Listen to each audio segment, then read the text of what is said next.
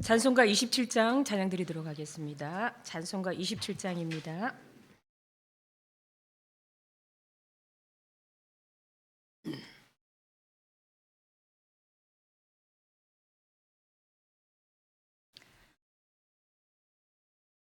빛나고 높은 보좌와 그 위에 앉으신 주 예수 얼굴 영광이 해같이 빛나네. 해같이 빛나네. 지극히 높은 위엄과 한없는 자비를 무천사 소리 합하여 늘 찬송 드리네. 늘 찬송 드리네. 영죽을 나를 살리려 그 영광 떠나서 그 불길로운 십자가 날 위해 지셨네. 날 위해 지셨네. 나 이제 생명 있음은 주님의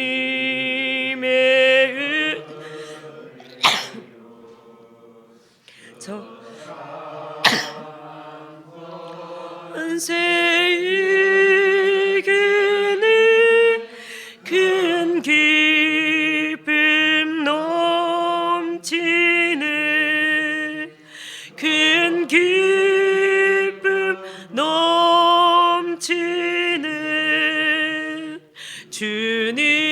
주님의 보좌 있는데 전한 몸 이르러 그 영광 몸소 배울 때 내 기쁨 넘치리. 내 기쁨 넘치리. 아멘. 사도신경 드리겠습니다.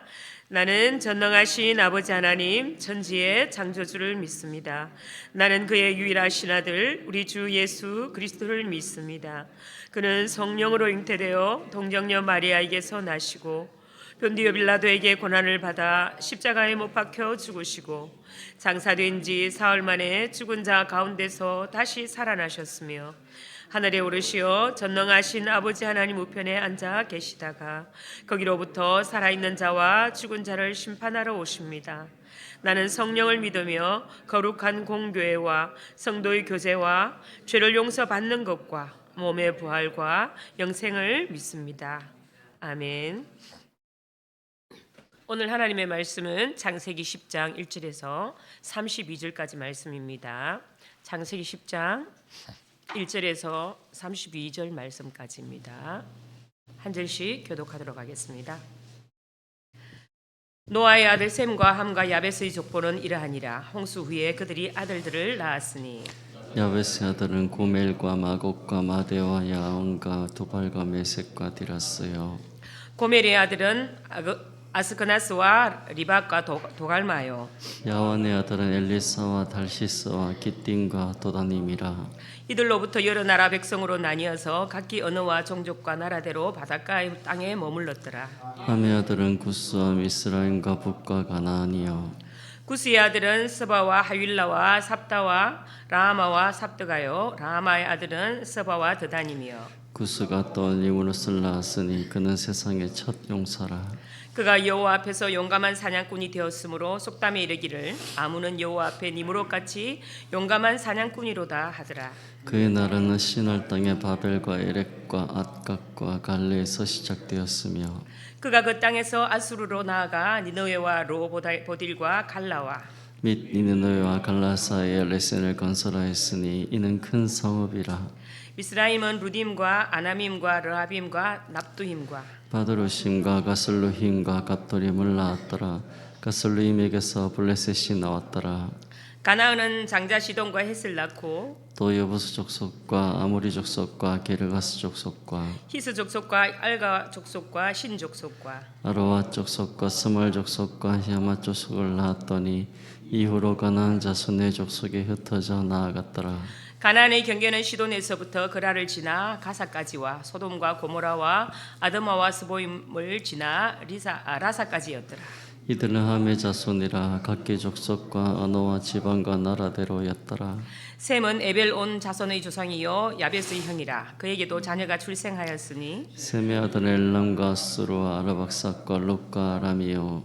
아람의 아들은 우스와 훌과 게델과 맞으며 아라박삭은 셀라를 낳고 셀라는 에벨을 낳았으며 에벨은 두 아들을 낳고 하나의 이름을 벨렉이라 하였으니 그때의 세상이 나뉘었으며 벨렉의 아우의 이름은 욕단이며 욕단은 알모닥과 셀렉과 하슬마익과 예라와 하도람과 우살과 디글라와 오발과 아비마엘과 스바와 오빌과 하윌라와 요밥을 낳았으니 이들은 다 욕단의 아들이며 그들이 거주하는 곳은 메사에서부터 스발로 가는 길에 동쪽 산이었더라.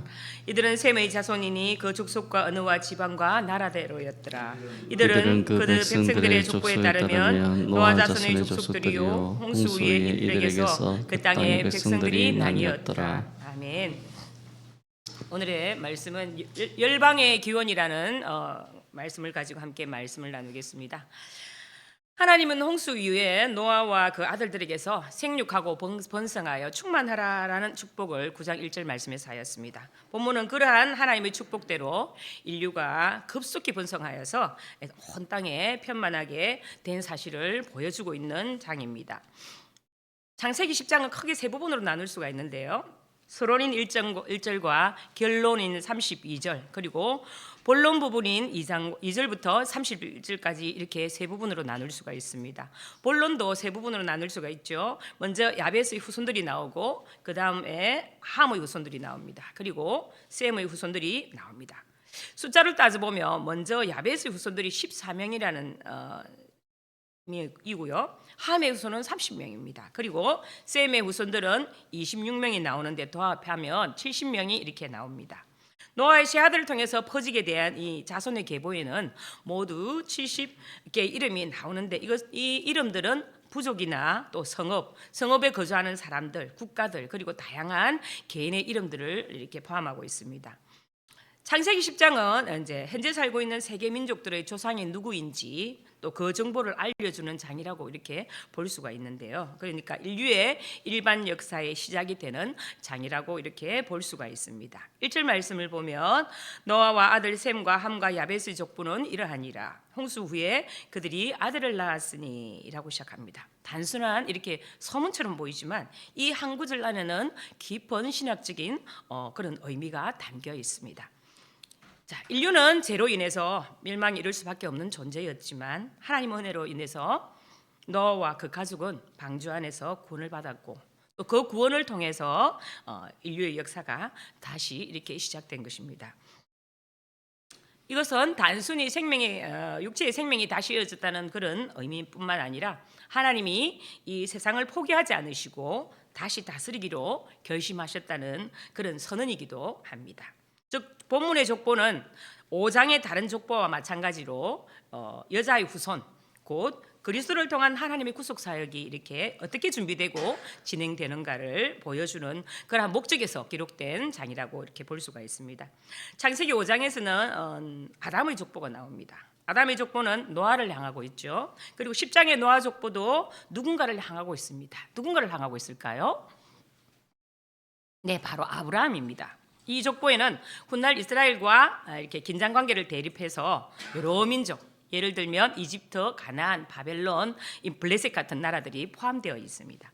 자, 이들은 한 족속이지만 하나님과의 관계에서 순종과 반역의 관계로 서로 다른 길을 걷게 됩니다. 이런 갈등의 관계는 이미 이 세 아들에게 임한 저주와 축복, 9장 25절에서 27절 말씀에 보면 그렇게 암시가 되어 있죠.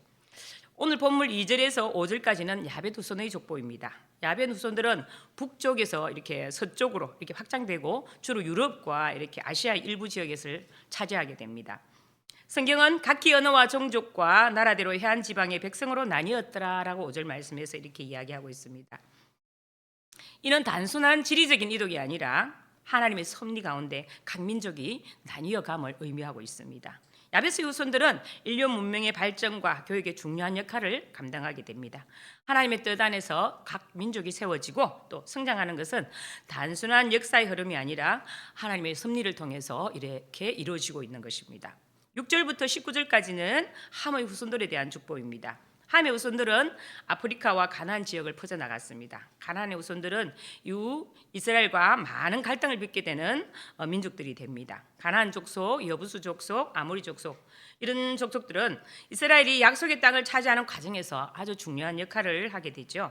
이는 단순한 민족 간의 분쟁이 아니라 하나님이 언약이 이루어지는 과정에서 반드시 거쳐야 할 신앙적인 싸움이었습니다. 함의 후손들은 세상적인 관점에서는 강력한 문명을 형성했지만 하나님과의 관계에 멀어지는 결국 심판을 받게 되는 그런 민족이 되었죠. 10장의 족보 중에서 하이라이트가 있는 부분이 있는데요. 이 사람이 여기 이야기는 마치 창세기 4장의 에덴 동편 땅의 이야기를 생각나게 합니다. 에덴 동편 땅에 누가 있었습니까? 바로 라멕이라는 인물이 있었죠. 누가 나를 대적하겠느냐라고 외치는 폭력자의 모습입니다. 여호와 앞에 특이한 사냥꾼이라고 이렇게 하기도 했죠. 홍수 이후에는 네피림과 같은 사람이 사라지고 다시 나타난다는 말씀이지요. 바로 어떤 인물일까요? 니므롯이라는 인물입니다. 이 사람은 누구일까요? 그 당시 힘이 세어서 다스리는 자라고 이렇게 등장하는 유명한 자입니다. 자, 이 중심에는 가나안 땅을 차지한 가나안 족속과 또 함의 계보인 니므롯에서 유리한 동방의 유력한 이런 세력이 있었음을 보여줍니다. 또 본문은 지상 모든 민족들 가운데서 하나님의 손이 역사하고 계심을 보여주며 그들은 하나님의 일반 은총 아래에서 이렇게 번성해 나갔다는 것입니다. 자, 그러나 니므롯이 세운 바벨론 같이 강력한 민족에게 소망이 있는 것이 아니라 소망은 오직 민족을 다스리고 또 자신의 새로운 민족을 준비시키는 하나님께서로부터 온다는 것입니다. 8절과 9절 말씀에 보면 구스가 또 니므롯을 낳았으니 그는 세상의 첫 용사라. 그가 여호와 앞에서 용감한 사냥꾼이 되었으므로 속담이 이르기를 아무는 여호와 앞에 니므롯같이 용감한 사냥꾼이로다 하더라. 이렇게 말씀을 합니다. 니므롯의 이름은 이렇게 반역하자라는 뜻을 가지고 있는데요. 앞에서 다스리는 자라는 뜻도 있죠. 니므롯이 선동가였음을 이렇게 이름 가운데서 이야기하고 있습니다. 11장에는 사람들이 바벨탑을 건설하여 하나님께 대항한 사건이 나옵니다. 유대인들이 문헌에 보면 니므롯이 선동하여 바벨탑을 건설했던 하나님의 대적자로 이렇게 나와 있죠. 첫 용사라는 원어는 강보한 자, 포악한 자라고 이렇게 번역을 할 수가 있습니다. 그러므로 여호와 앞에서 용감한이라는 말은 여호와 앞에 대적하여라는 번역할 수가 있죠.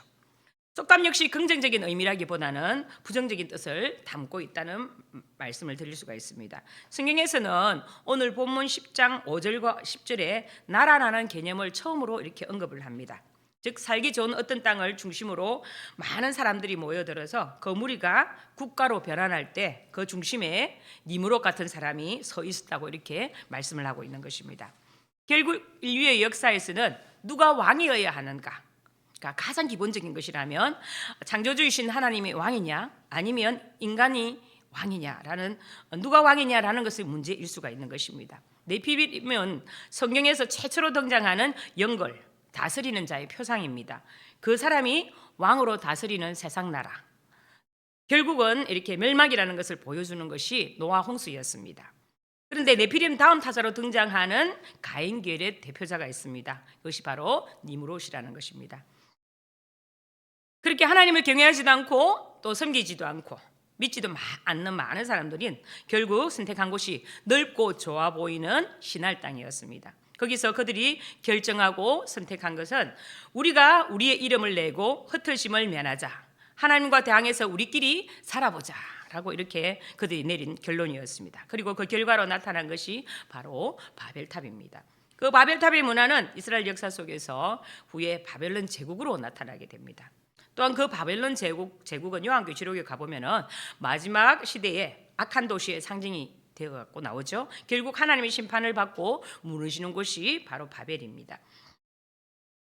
창세기 11장에 가면 바벨탑 사건 이후에는 셈과 함과 야벳 중에 딱 한 명의 족보만을 기록하고 있는데요. 그것이 바로 셈의 이야기입니다.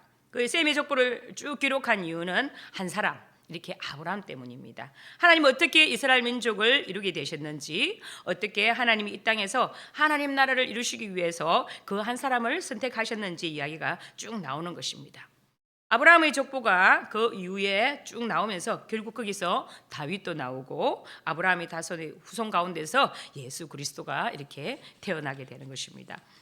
21절부터 31절까지는 셈의 족보입니다. 21절에 셈은 에벨 온 자손의 조상이요 야베스의 형이라 그에게도 자녀가 출생하였으니라고 되어 있습니다. 셈의 야베스의 형임을 이렇게 밝혀주고 있습니다. 또 셈이 함의 형인 것은 9장 24절에서 이렇게 언급되었고 또 이스라엘은 셈의 후손입니다. 성경은 보통 셈, 함, 야벳 순으로 나오지만 오늘 족보에서는 야벳, 함, 셈의 순으로 배열되어 있습니다. 이는 인류 확산의 초점은 북서쪽의 야벳 족속에서 시작해서 남쪽의 함 족속을 거쳐서 구속사의 중심인 셈 족속으로 모으는 서술 구조로 이렇게 되어 있습니다. 또한 셈은 10장을 이어 11장의 바벨탑 사건과 셈의 10제 족보에 연결되어서 가장 핵심적인 조상으로 나타나게 됩니다.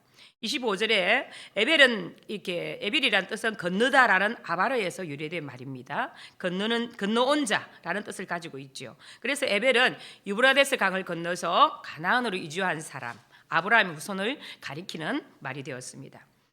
에벨의 후손이 곧 히브리인입니다. 이 구절은 히브리인의 기원을 알려주는데 그들이 바로 셈의 후손이라는 것입니다. 에벨의 아들 벨렉의 이름이라는 뜻은 쪼개다, 나뉘다라는 뜻을 가지고 있습니다. 그때의 세상이 나뉘었음이요라고 되어 있죠. 이름을 통해서 우리가 알 수 있듯이 벨렉의 때의 바벨탑 사건으로 인해서 언어가 혼잡하여지고 노아의 세 아들들을 후손들이 이렇게 지면에서 흩어짐을 당하게 되죠. 32절은 마지막 결론입니다. 이들은 그 백성들의 족보에 따르면 노아 자손의 족속들이요 홍수 후에 이들에게서 그 땅의 백성들이 나뉘었더라라고 말씀합니다. 이들은 즉 노아의 세 아들을 통해서 흩어진 민족 속에서도 하나님 택하신 족보를 통해서 구속의 역사가 이어짐을 보여주고 있습니다. 창세기 10장은 이렇게 단순한 족보가 아니라 하나님의 섭리 가운데 민족이 형성되고 역사가 진행된다는 사실을 보여주고 있는 장입니다. 야벳의 후손은 문화와 문명을 발전시키고 또 함의 후손들은 세속적인 강력한 제국을 형성하지만 결국 하나님의 심판을 받게 됩니다.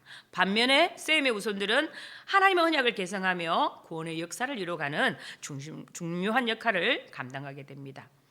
오늘 성경은 우리에게 이렇게 말씀을 합니다. 지금 전 세계에 80억이 넘는 사람들이 살고 있습니다. 그러나 하나님은 80억이 넘는 수많은 사람들을 둘러보신다는 겁니다. 하나님을 정말 믿고 따르는 사람들과 또 아니면 하나님을 거역하는 사람들입니다. 우리는 과연 어디에 들어가겠습니까? 혹시 양쪽에 이렇게 양다리를 걸치고 계시는 것은 아닙니까? 하나님이 있는다고 하지만 높은 눈은 여전히 세상을 이렇게 바라보면서 살고 있지는 않는가요? 혹시 이렇게 해서 많은 민족들이 셈과 함과 야벳이 자손들을 통해 나왔지만 결론은 둘 중에 하나라는 것입니다. 결국 바벨탑 쪽으로 가느냐 아니면 아브라함처럼 하나님을 믿고 따라가느냐 둘 중에 하나를 선택하라는 것입니다. 바벨탑은 화려해 보입니다. 그리고 높아 보입니다. 그러나 결론은 심판으로 무너지고 말 것이라는 것이죠. 아브라함의 삶은 남들이 알아주지 않는 힘든 길을 갔습니다. 그러나 하나님이 알아주시는 삶이었습니다. 우리의 삶도 하나님의 섭리 속에 있습니다. 하나님께서는 각자의 자리에서 우리를 부르시고 또 그분의 계획을 이루어 가십니다. 우리는 단순히 세상의 흐름을 따르는 것이 아니라 하나님의 뜻을 따라 살아가야 합니다. 하나님께서 우리에게 맡겨주신 귀한 사명을 깨닫고 또 우리 삶 속에서 하나님의 언약을 이루어가는 것이 중요하다는 것입니다.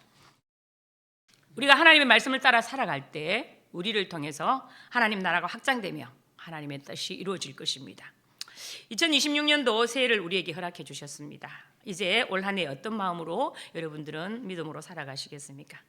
세상의 흐름을 따라 내 욕심과 내 정욕으로 살아 돈과 명예 그리고 권력을 소유하고 싶으십니까? 아니면 비록 가진 것이 없어도 내가 있는 자리에서 맡겨주신 사명을 잘 감당하며 하나님이 알아주시는 삶으로 살아가시겠습니까? 오늘 이 던져주시는 질문을 진지하게 묵상하며 하루를 시작하는 성도들 되시기를 간절히 소망합니다. 기도하겠습니다.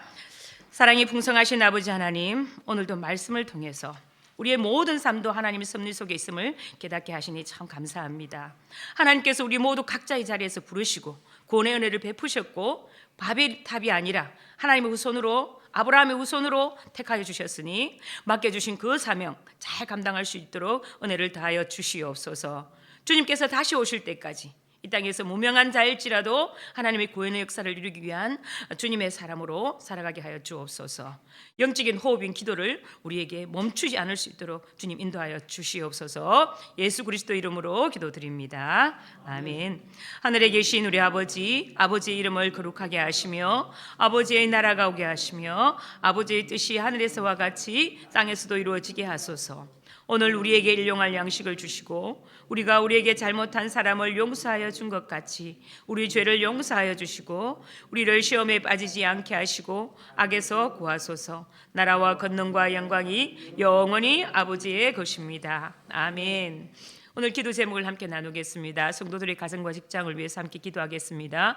2026년도에도 모든 가정 안에 말씀을 묵상하며 기쁨을 누리게 하시고 예배가 회복되어서 믿음으로 기도하는 가정이 되도록 성도들이 직장과 사업장을 형통한 복을 주시고 아버지 하나님을 신뢰하게 하시고 직장과 사업장에서 믿음으로 살아낼 수 있도록 또 한우들의 치유와 회복을 위해서 기도하겠습니다. 지금 육신의 아픔을 가지고 있는 성도들이 있습니다. 그들을 위해 기도해 주시기를 바랍니다. 수요 예배 활성화와 말씀 전하는 설교자를 위해서 기도해 주시고 2026년도 교회 안에 섬기는 많은 주님의 섬기는 자들에게 봉사의 기쁨으로 그 사명을 잘 감당할 수 있도록 그리고 연료하신 성도들이 건강을 위해서 주여 외치고 함께 기도하겠습니다. 주여! 살아계신 아버지 하나님, 오늘도 은혜를 감사합니다. 하나님의 섭리 가운데